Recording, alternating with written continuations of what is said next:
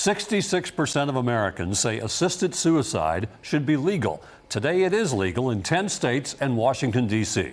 Continuing with our special reports on the right to die debate, News 2's Mark Kelly spoke with the law's original champion.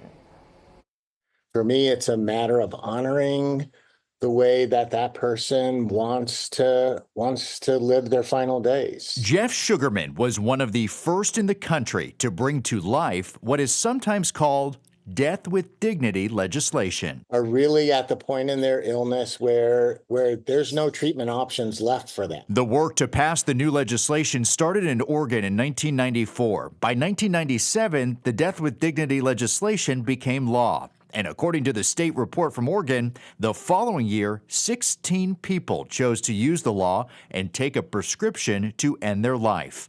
In 2023, that number rose to 367 people.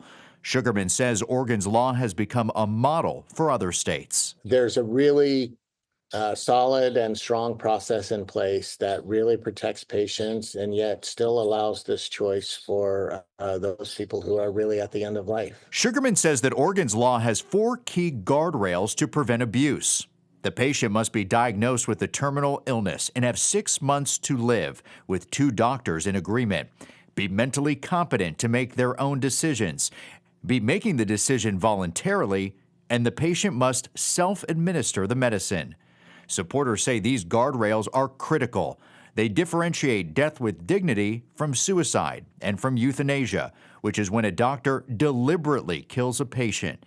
Euthanasia is illegal in the U.S. So a person with a disability just doesn't qualify to use the law unless they also have an underlying terminal illness. A person with a mental health issue does not qualify the law, to use the law. A person with Alzheimer's or dementia is not allowed to use the law because they're not deemed capable of making their own healthcare decisions. Interestingly, a new Gallup poll that finds 66% of Americans not only support assisted suicide, a great many also support euthanasia.